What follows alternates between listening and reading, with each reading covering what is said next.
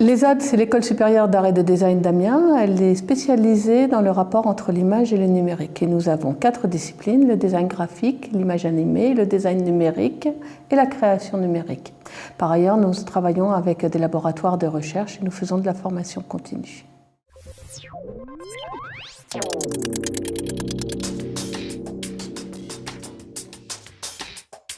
Nous avons été invités par Amiens Métropole à faire partie du groupe de préfiguration du cluster du numérique de manière à ce que nous puissions faire état de nos compétences et de nos capacités à pouvoir travailler en réseau avec des partenaires du monde économique. Il faut savoir que l'enseignement supérieur Picard, en tout cas notre école, ne travaille pas encore énormément avec le monde économique.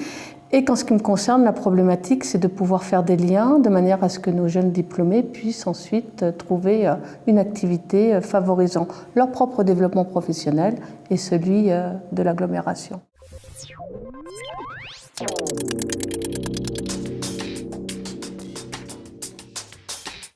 Nous avons, d'une manière générale, nous avons jusqu'à aujourd'hui plutôt des élèves qui ont une formation de designer graphique qui se sont installés à Amiens. Et pour la première fois cet été, nous avons des élèves qui sont issus de notre double cursus avec l'Université de Compiègne qui s'installent en tant que start-up amiénoise. Ce double cursus leur apporte 2 compétences, être à la fois designer numérique et designer d'expérience utilisateur.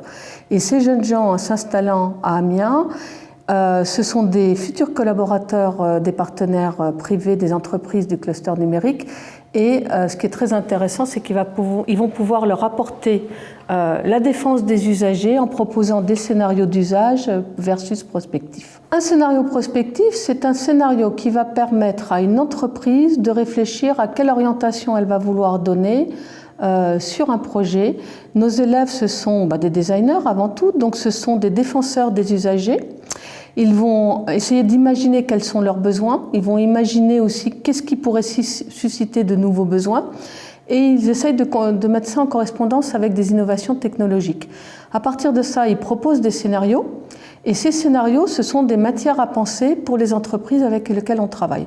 Alors, grosso modo, l'entreprise, elle s'occupe du hard et nous, les designers, on va s'occuper du soft dans mon langage professionnel.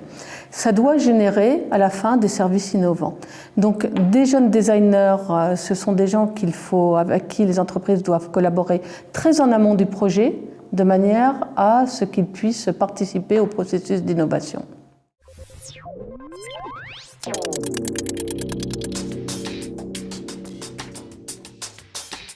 Dans les années qui viennent, ce qui compte par rapport à l'instauration de ce cluster numérique, c'est qu'on arrive à régler cette équation fondamentale qui est porter nos élèves dans une démarche d'entrepreneuriat étudiant et qu'elle se réalise effectivement et qu'elle génère de l'emploi à Amiens, de l'activité économique à Amiens.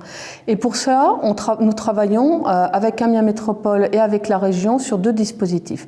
Avec Amiens Métropole sur un incubateur numérique et avec la région sur un espace de coworking pour des étudiants qui sont impliqués dans le numérique, mais des étudiants de tout Amiens.